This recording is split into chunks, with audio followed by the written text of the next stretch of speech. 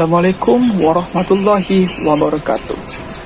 Kami dari kumpulan 2 dari kelas DAG 2E dan DAG 2B ingin menerangkan topik 4, yaitu prinsip syariah dan etika Islam dalam sains teknologi dan kejuruteraan.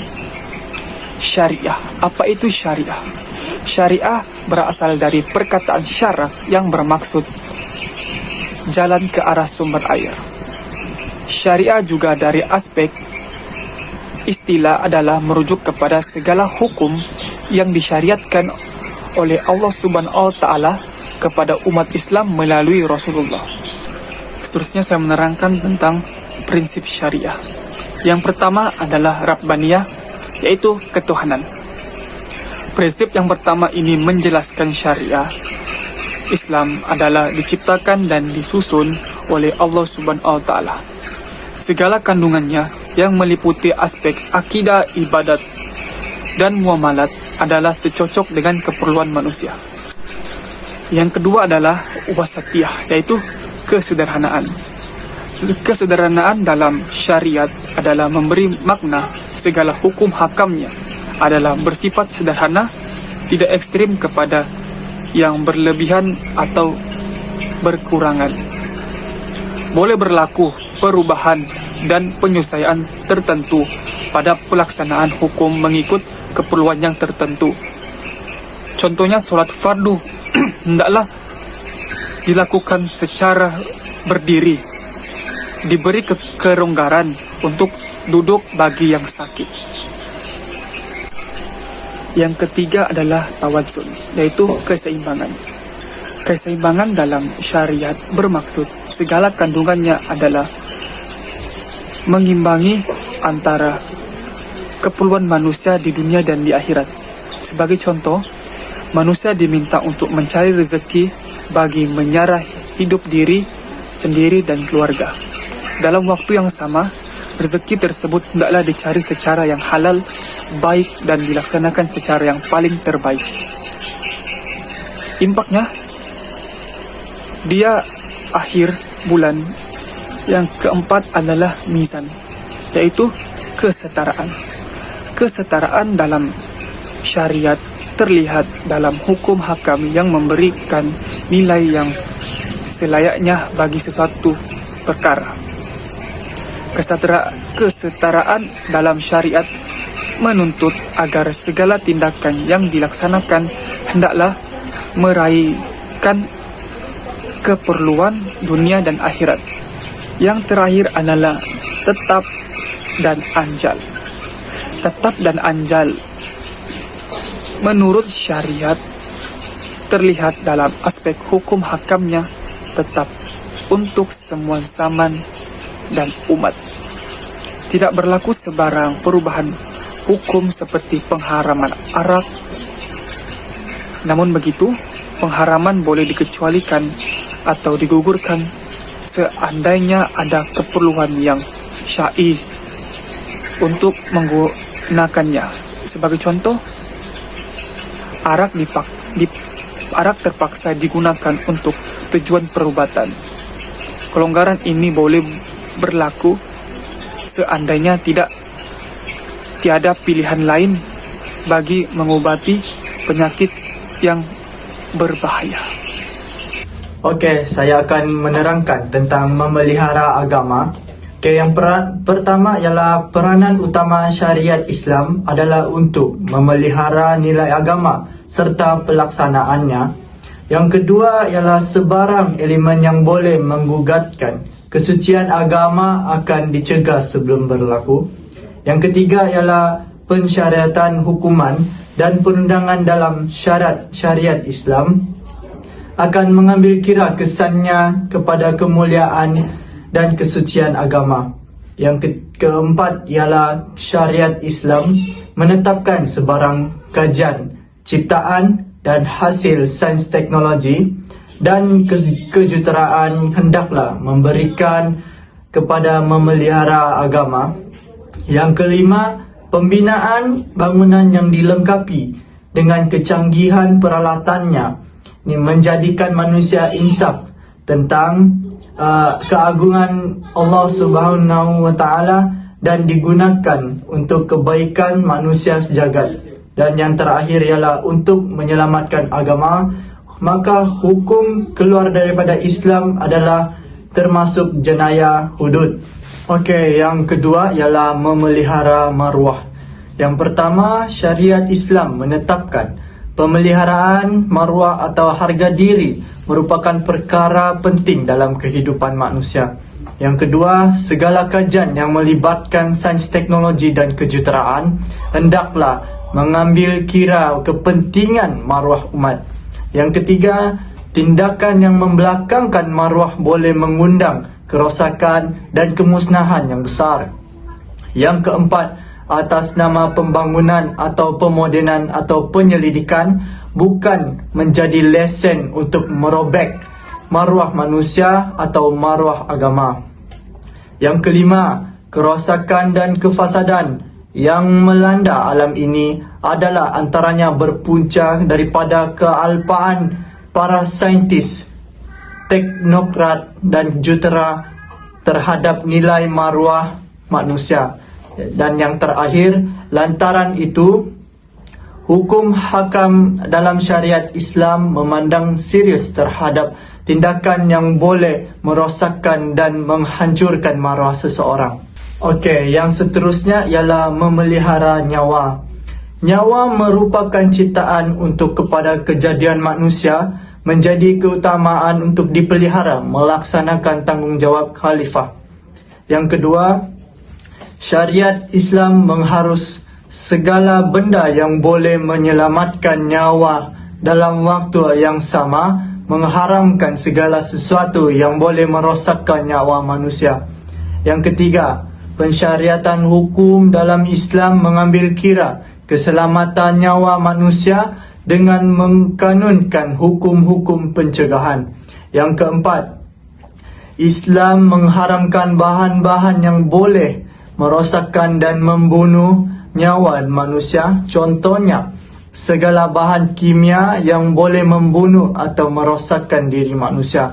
Yang terakhir, dalam waktu yang sama, Islam menggalakkan manusia mengambil sesuatu yang boleh memberikan kesihatan dan kekuatan kepada nyawa manusia. Contohnya, dengan mengambil makanan yang halal dan berkhasiat, nyawa manusia akan lebih sihat. Begitu juga makanan yang bersifat abstrak seperti zikrullah akan menyihatkan nyawa manusia. Assalamualaikum warahmatullahi wabarakatuh. Nama saya Khairil Babara bin Roslan. Saya akan menerangkan poin seterusnya, iaitu memelihara akal, di mana akal merupakan anugerah utama bagi komponen tubuh badan manusia. Kemampuan yang tiada tolak tandingannya. Kekuatan akal mampu berfikir secara maksimal, menyamai kemampuan ribuan komputer riba yang diletakkan memenuhi pada bola sepak. Akal yang sihat dijamin oleh syariat melalui penjagaan makanan, minuman dan riadah minda, di mana juga Islam melarang segala perbuatan yang boleh menyebabkan berlakunya kerosakan pada akal, seperti mengambil minuman yang memabukkan, iaitu seperti arak, pil-pil yang menghayalkan dan bahan bacaan yang merosakkan ketajaman minda. Iaitu akal yang cerdas berada pada tubuh yang cergas untuk penjagaan pada tubuh badan bagi memelihara kecerdasan minda.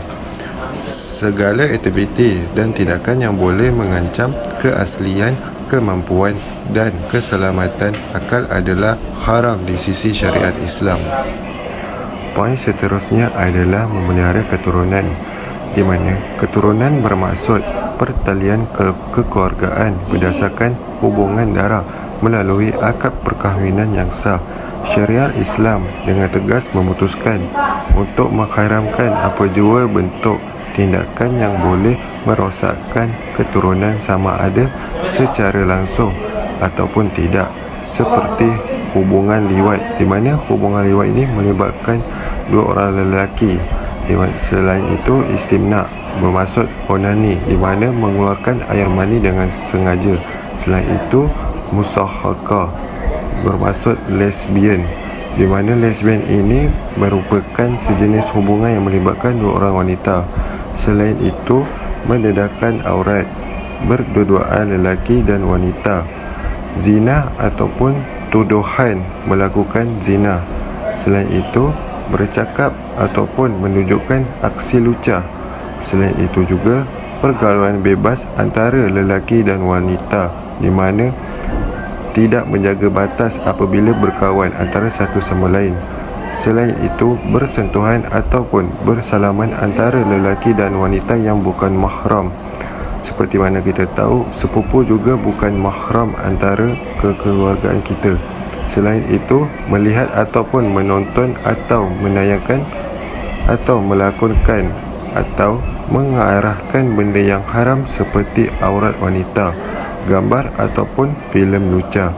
Selain itu, hukuman bagi setiap kesalahan berikut adalah termasuk dalam kes-kes hudud atau takzir, di mana justru itu Islam mensyariatkan pernikahan atau perkahwinan bagi memelihara keturunan manusia untuk mendapat keberkatan daripada Allah Subhanahu Wa Taala.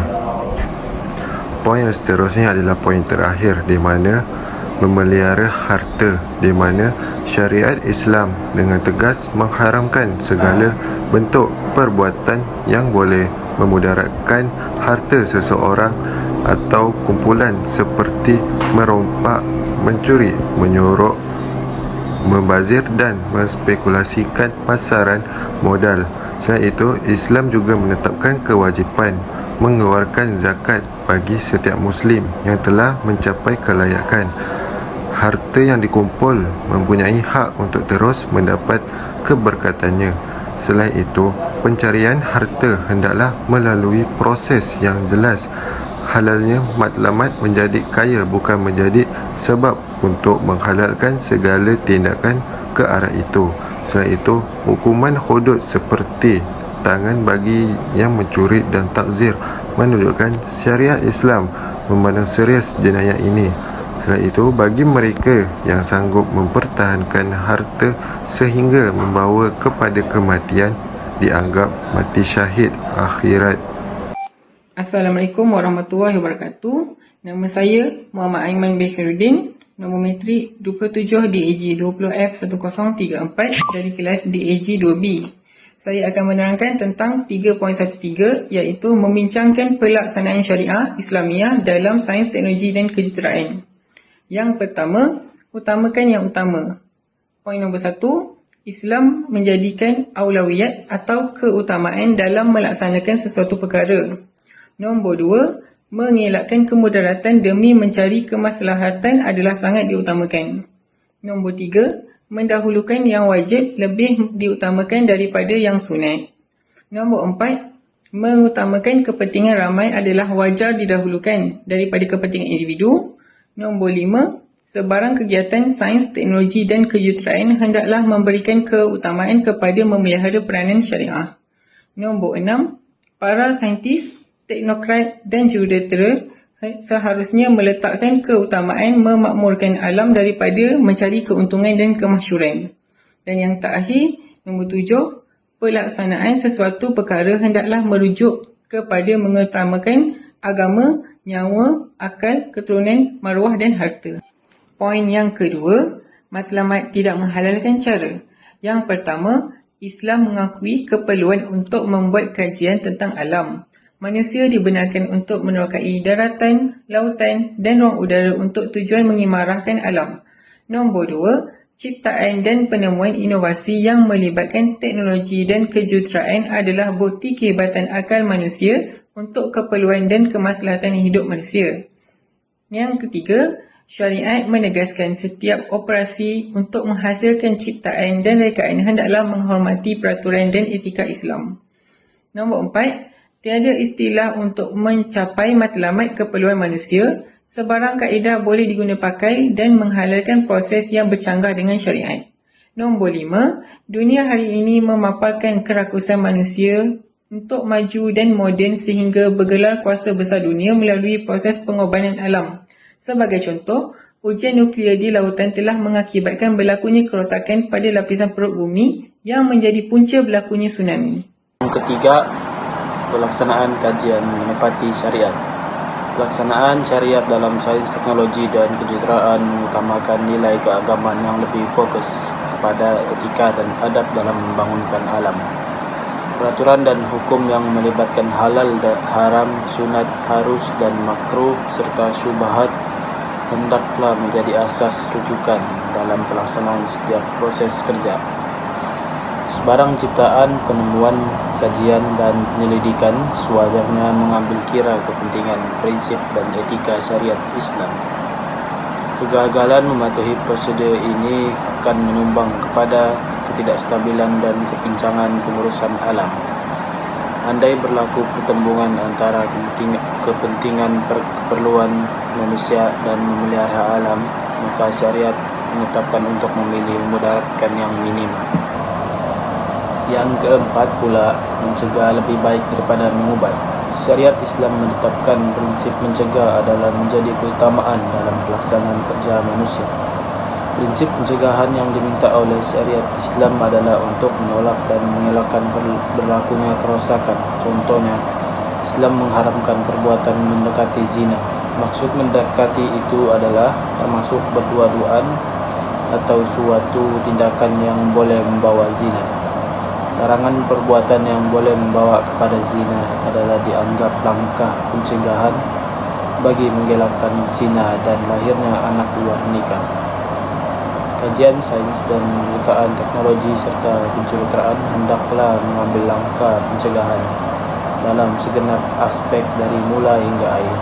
Akibat yang besar akan menimpa umat manusia apabila langkah-langkah pencegahan tidak diambil kisah. Prinsip mencegah sewajarnya menjadi agenda utama para saintis, teknokrat dan jurutera melaksanakan tugasan mereka.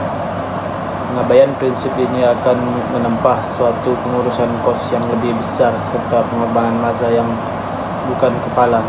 Justru itu, fikirkan aspek pencegahan sebelum bertindak.